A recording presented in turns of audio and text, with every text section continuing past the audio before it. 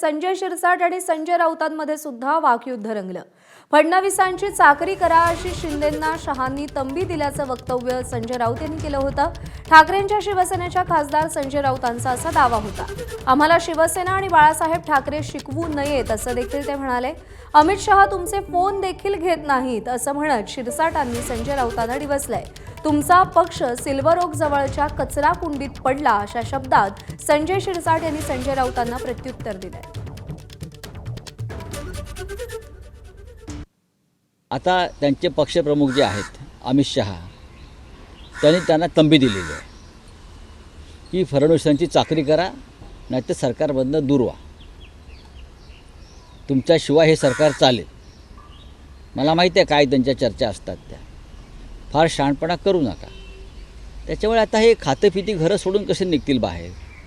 त्यांनी त्यांच्या नेत्यांना सांगितलेलं आहे इथेच राहूया, आपण भांडी घासू, चाकरी करू, गुलामी करू, पण आता बाहेर पडता येणार नाही। तर आम्हाला धर्मवीर आनंदीगे शिकवू नये, आम्हाला त्यांनी बाळासाहेब ठाकरे सांगू नयेत, आम्हाला शिवसेना काही शिकवू नये। संजय राऊतच्या कानामध्ये अशी तंबी दिल्याचं अमित शहाने फोन करून सांगितलं। अरे किती नालायक लोक आहे तुम्ही रे, तुम्हाला कधीतरी थोडंसं तरी वाटू देणार काहीतरी। राजकारणामध्ये खोटं बोलण्याची एक लिमिट तरी ठेवा।